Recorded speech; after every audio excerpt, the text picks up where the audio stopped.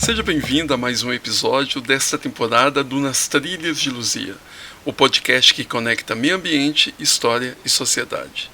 Eu sou Adolfo Rodrigues e ao longo dessa temporada estamos percorrendo cada canto do Parque Estadual do Sumidouro, desvendando suas riquezas e desafios. Hoje, a nossa trilha nos leva a um tema essencial, a biodiversidade do parque. Este podcast faz parte do programa de mestrado em Sustentabilidade e Tecnologia Ambiental do Instituto Federal de Minas Gerais, Campus Bambuí, e conta com a orientação do professor Pedro Luiz Teixeira de Camargo. Nosso objetivo é inspirar você a se conectar ainda mais com as unidades de conservação e se tornar parte ativa na preservação destes territórios. Então, prepare-se para mais uma jornada de descobertas, onde cada trilha nos leva a um novo olhar sobre a natureza e a sociedade.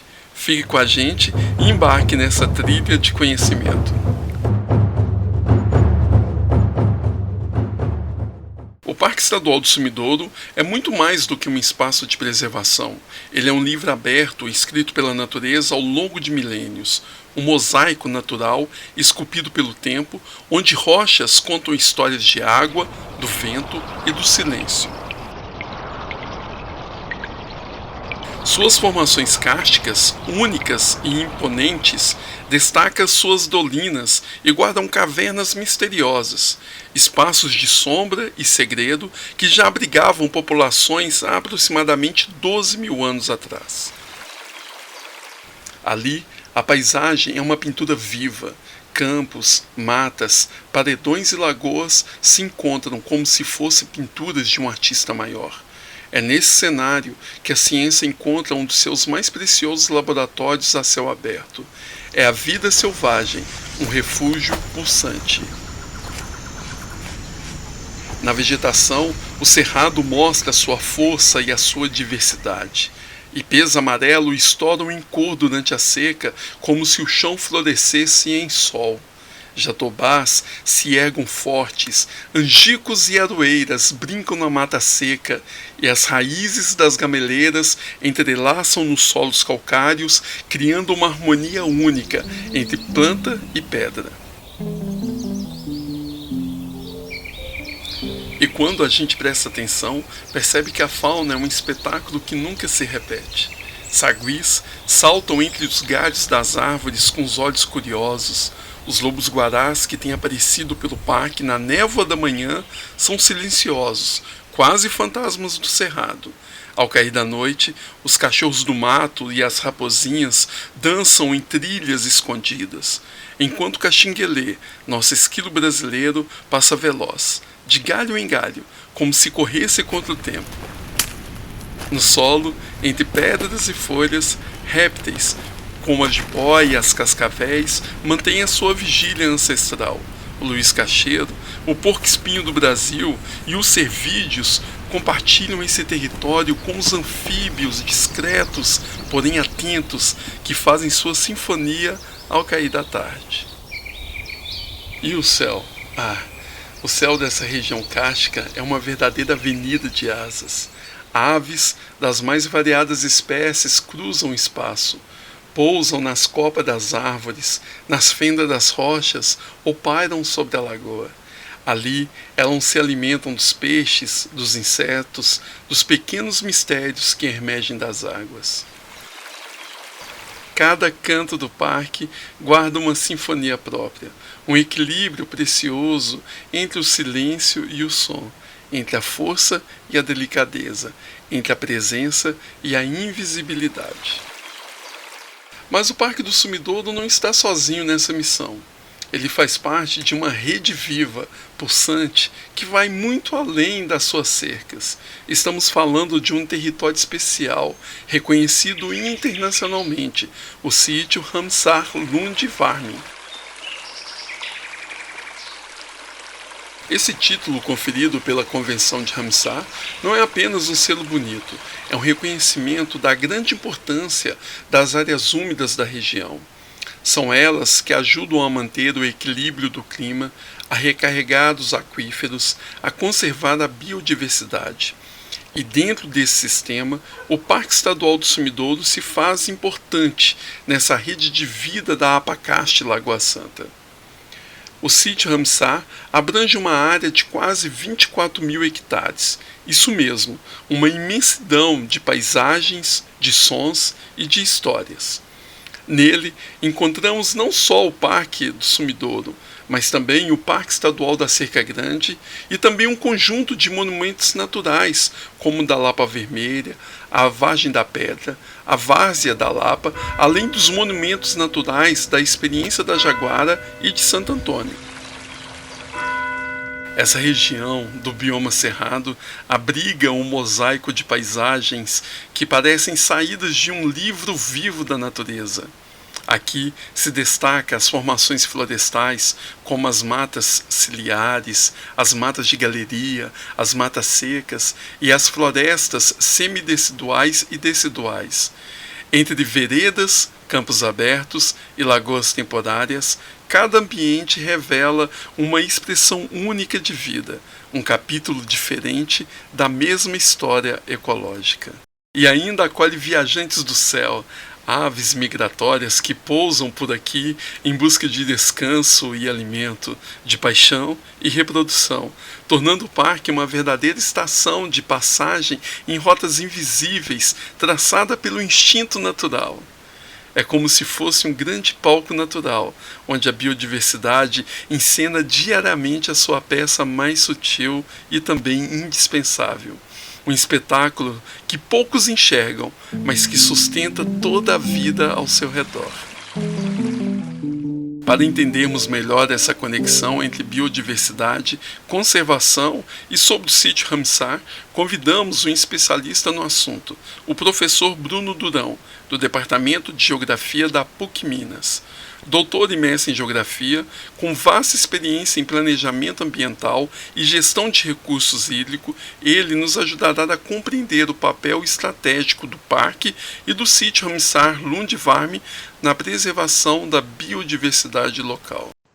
Para início de conversa, a gente tem que tentar entender melhor o que são esses chamados sítios Ramsar. Em primeiro lugar, que são áreas, com reconhecimento internacional, são áreas úmidas, de diferentes naturezas, como por exemplo áreas de estuários, áreas pantanosas, áreas com lagoas, os chamados sistemas lacustrinos, e que são áreas destinadas aí à conservação e à manutenção dos recursos hídricos.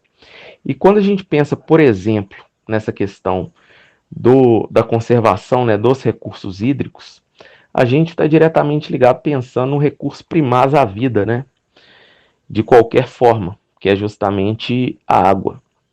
E a água é um bem extremamente importante, de manutenção à vida.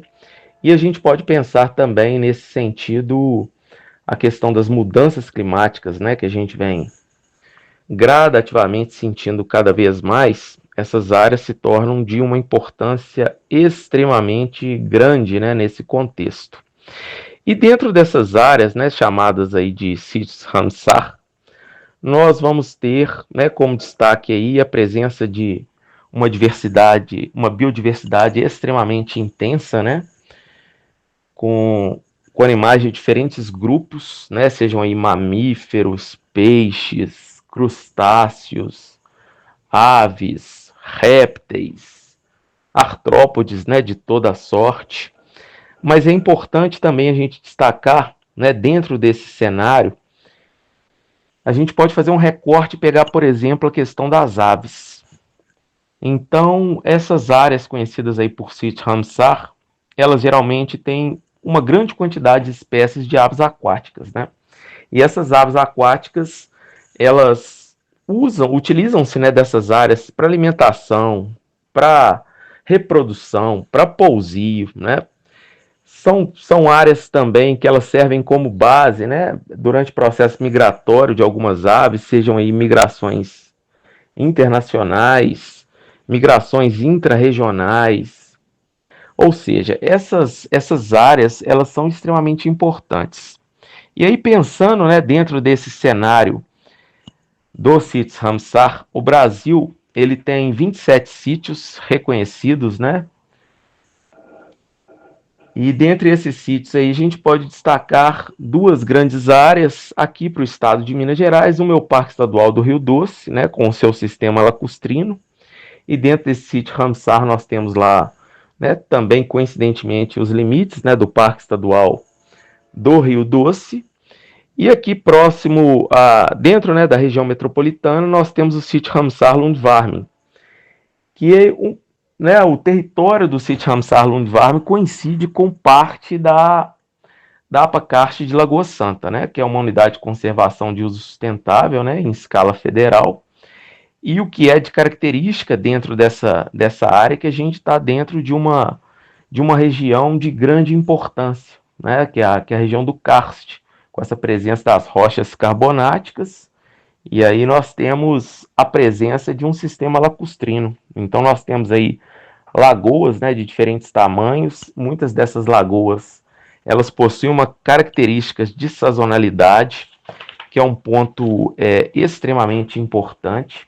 As lagoas elas refletem, né, sobretudo a saúde do ambiente, e as águas, né, desses que correm, né, nesse sistema kárstico, elas estão muito condicionadas também a uma questão do período do ano. Então, geralmente, no período do ano que a gente tem mais chuvas, essas lagoas tendem a encher, né? Essas águas elas abastecem os aquíferos kársticos, e os aquíferos kársticos são de grande importância também, né?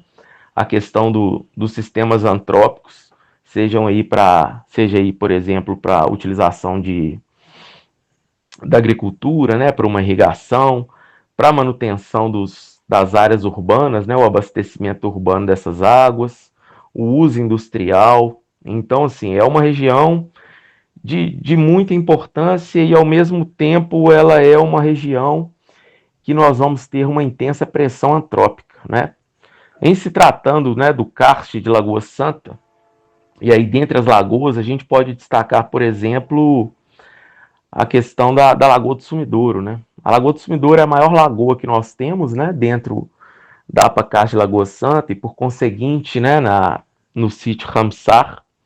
Ela é uma lagoa que ela está integralmente dentro de uma unidade de conservação estadual, né, que é o Parque Estadual do Sumidouro. Ela tem grande importância, né, nesse processo de manutenção, né, das águas. E aí o nome Sumidouro, né, advém que nós temos aí o córrego Samambaia. Esse córrego Samambaia ele corre num poliê, né, que é uma planície kárstica.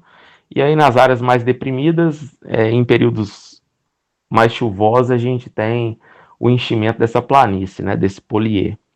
E aí essa lagoa, o limite, né, um dos bordos dessa lagoa é justamente um paredão, e as águas elas vertem para um sumidouro. E aí depois ela vai para o Rio das Velhas, daí o nome Lagoa do Sumidouro, né? E essa Lagoa do Sumidouro ela tem grande importância, né, nessa questão, porque ao longo do ano a gente consegue observar várias espécies de aves, né?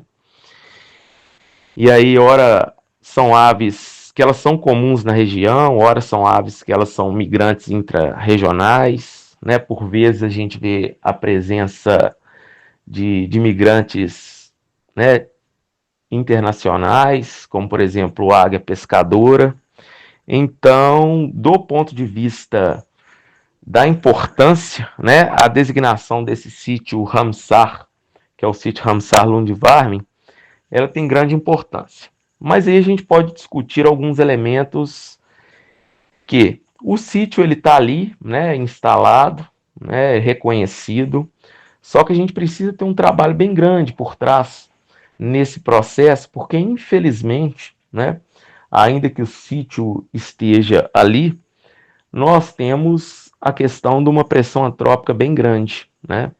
E aí é uma região que ela tem uma ocupação pretérita extremamente antiga, né? Principalmente do ponto de vista, a gente pensando, né, no período da colonização, a gente tem uma área ali que é ocupada, né, há alguns séculos, e olha que eu nem estou falando, né, do processo de ocupação pretérita, né, dos dos primeiros povos que ali ocuparam, né?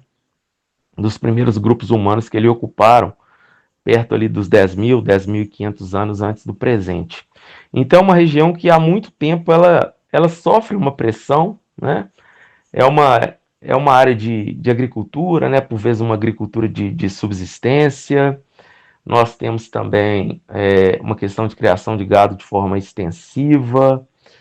Em alguns pontos dessa área a gente tem também a pressão, né, a partir das atividades de mineração. Lembrando, né, que a APA em si ela é uma unidade de conservação de uso sustentável, né, que ao mesmo tempo que ela permite a, a inserção, né, dessas unidades de conservação, né, integrais, nós vamos ter também atividades econômicas, né? O viés é que essas atividades elas têm que ter planos aí para gerar essa sustentabilidade. Mas, de forma geral, é uma área muito estratégica, e aí estratégica até do ponto de vista pela proximidade, né, em relação à capital, né, a Belo Horizonte. Ela está dentro do vetor norte, e é natural que ela seja uma área muito pressionada, né? Até de maneira mais recente, assim, sobretudo nos últimos anos, a construção de condomínios, né? E a demanda por água é extremamente grande. Então, o grande viés nesse processo todo é a gente conseguir buscar, né, um ponto médio que a gente consiga atender, né, tanto a questão das necessidades humanas quanto a conservação e a preservação dos recursos hídricos. Lembrando que a gente tem que olhar isso de uma maneira holística, né? E dentro desse contexto aí, a gente entende que as aves que ali estão, né, elas têm a presença muito garantida, até pela própria presença da água, né? E aí, para quem já teve a oportunidade de visualizar, né, dependendo aí da época do ano aí, a gente vê com facilidade, né, pelo menos aí uma dezena de espécies aí tranquilamente, né? Mas de forma geral, né, dentro desse contexto, a gente tem pelo menos aí umas 5 dezenas de aves ligadas a esse regime do sistema hídrico, né, principalmente desse sistema lacustrino. E aí a Lagoa do Sumidouro ela tem essa importância, né, dentro desse contexto. Apesar dos avanços, como a criação de unidades de conservação e o reconhecimento internacional do território, ainda há um longo caminho pela frente quando falamos em preservação de fato. Proteger uma área vai muito além de cercá-la no mapa. É preciso enxergar o meio ambiente como parte indissociável da nossa vida, do nosso presente e também do nosso futuro. E sejamos sinceros, isso não é fácil em uma sociedade onde a natureza muitas vezes ainda é vista como um obstáculo ao progresso. Mas esse diálogo é tenso. Territórios como a do Parque Estadual do Sumidouro enfrentam diariamente pressões constantes. Pressões para virar loteamentos, para ceder espaço a parques industriais, para que suas riquezas naturais sejam reduzidas a cifras. E aí que entra a pergunta que ecoa em todos os cantos deste território: como preservar sem isolar? Como crescer sem destruir? É neste ponto que a conservação deixa de ser apenas um ato técnico e passa a ser um projeto coletivo de futuro. Sim, é complexo, mas também é urgente. Encontrar equilíbrio entre conservar e desenvolver é um dos grandes dilemas do nosso tempo e do nosso território. É nesse ponto que entra o olhar atento do professor Bruno.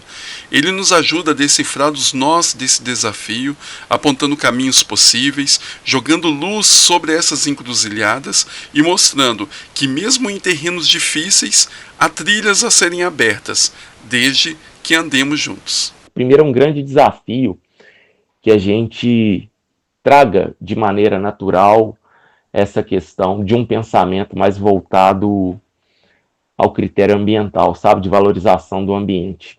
A gente, de forma geral, para a comunidade, né, de uma maneira geral, das pessoas, né, que estão inseridas dentro do território, ou a população de forma geral. Isso aí é um desafio. né? E não é só para o sítio Ramsar, não é só para a região da Apacarte de Lagoa Santa, não é só para as áreas de influência das lagoas.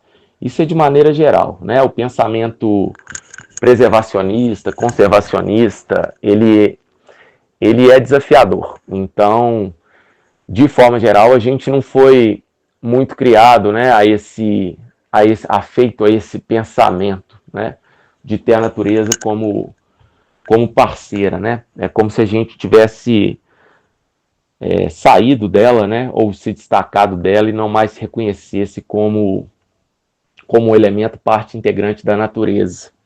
Mas só que muita coisa ela vem sendo mudada, né? Isso aí nós temos que reconhecer, porque as atividades de educação ambiental, elas na região, elas são cada vez mais fortes, né? Então a gente tem alguns movimentos ali que merecem destaque. Então eu sempre sou otimista, né, com relação a essa questão, né? E aí eu posso destacar, por exemplo, ações, né, que são implementadas pelo próprio ICMBio, né, dentro desse cenário, né, como a produção de cartilhas, palestras, né, voltadas à comunidade, né, aos entes, né, desse território, para se valorizar cada vez mais, né, o território, né, ter uma visão mais ambiental, né, e menos uma visão voltada à questão da monetização do ambiente, vamos assim dizer.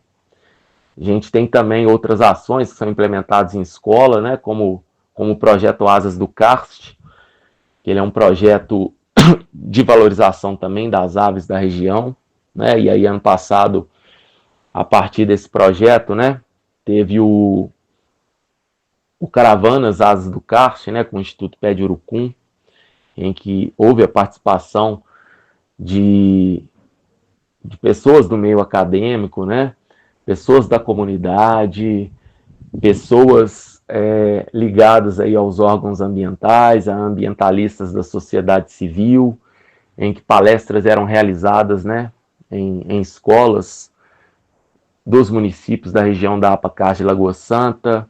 Então, muitas vezes, os meninos, eles não sabiam, né, logo no início, o que era o sítio Ramsar, qual que era a importância do sítio Ramsar, e foi bem gratificante, né, que ao final do processo, a cada sessão, né, ao final da manhã, os meninos eles passavam a entender mais, e isso dá uma outra pegada, né, de valorização. Então, quando você sente como parte integrante do território, como aquilo te pertence, você passa a defender melhor, né? Mas é isso, esse ponto, se a gente, né, voltando aqui um pouco ao eixo central da pergunta, né, se a partir da instalação ou mesmo do reconhecimento, melhor dizendo, né, do sítio Ramsar, se houve, né, um aumento das aves.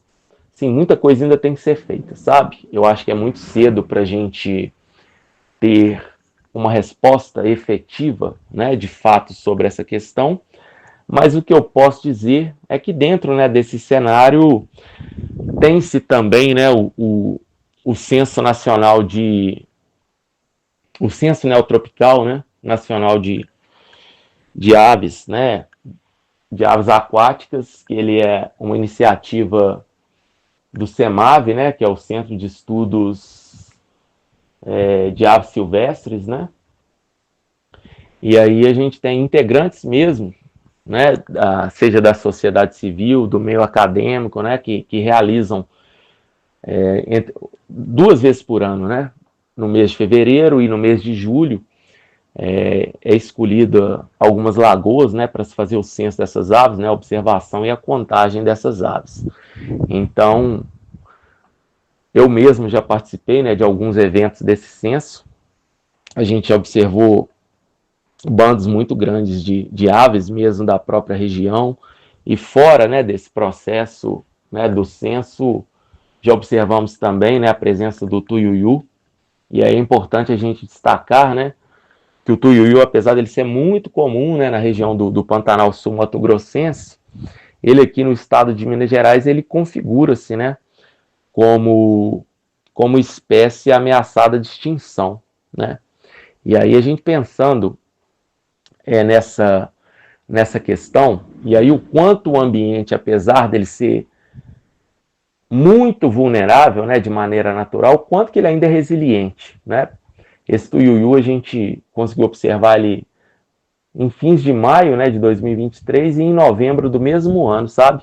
Inclusive uma das observações foram feitas lá na Lagoa do Sumidouro, um casal de tuiuius. E é legal da gente pensar nisso, porque quando você pensa nas listas de aves, né, produzidas para a própria região, a gente tem listas lá do século XIX em que esse tuiuiu ele aparece, né, do Johann Theodor Reinhardt, que inclusive era amigo do Lund.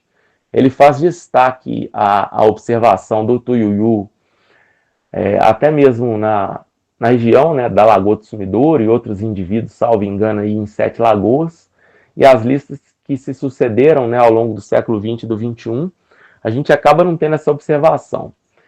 E por uma observação esporádica, né, ao acaso, a gente acabou vendo esses tuiuius. Então, assim, é um ponto de destaque, né, que a gente vê que a localidade, né, ou a região, as lagoas, elas, por mais que haja, né, o impacto, né, de forma geral, né, ou a pressão antrópica, a gente vê que o ambiente, mesmo sendo muito vulnerável, né, de maneira natural, ele sim, ele tem uma resiliência bem grande. Então, sendo bem otimista, né, e com a mudança de pensamento, né, não só das pessoas do território, mas as outras pessoas que forem visitar o território e as lagoas, eu creio sim, né, que com o passar dos anos aí a gente vai ter, dentro dessa mudança de pensamento, mais do ponto de vista preservacionista, né, nós vamos começar a observar áreas com a presença maior de várias espécies aí, né, não só as locais, né, as aves aquáticas locais, mas com a presença cada vez maior de migrantes aí, sejam eles intra-regionais ou fora, né, da região, né, igual o caso da internacionais, né, como por exemplo a águia pescadora, sabe? Então a gente tem que continuar o trabalho, né, seja trabalho aí de educação ambiental, de mudança de pensamento, para a gente chegar nesse nível e depois eu poder te responder de uma maneira muito mais assertiva e poder te dizer, olha, a partir da implementação, a partir do reconhecimento, né, da área do sítio Hansar Lundvarmen, a gente teve um aumento das espécies, mais espécies vêm cá para reproduzir, para descansar, para se alimentar. Então, ainda, né, nesse instante, eu acho bem preliminar assim, eu poder te dar uma resposta mais assertiva. Mas a gente está no caminho. A busca por um equilíbrio real entre preservação ambiental e desenvolvimento socioeconômico nas comunidades que vivem no entorno do parque tem sido uma trilha longa, cheia de curvas, encontros e muitos desencontros. Desde que o parque foi criado, uma pergunta paira no ar, e ela não tem uma resposta simples. Como conciliar a proteção da natureza com as necessidades das comunidades que vivem ao redor dela? Esse dilema tem alimentado debates, acordos, desacordos e, principalmente, tem nos feito repensar o que entendemos por desenvolvimento.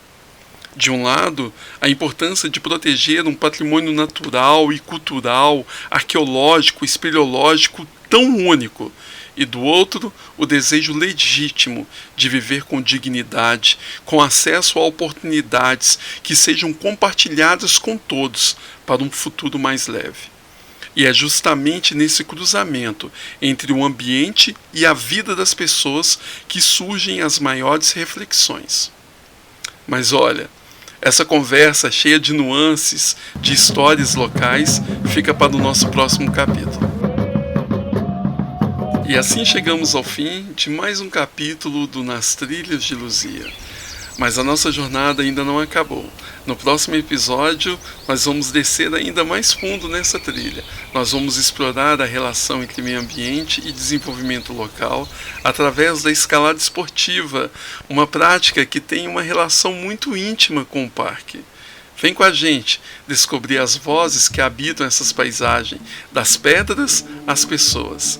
Até lá, respire fundo e continue trilhando com a gente. Se você curtiu este episódio, siga o podcast, compartilhe com seus amigos e ajude a espalhar este conhecimento. Nos encontramos na próxima trilha. Até lá!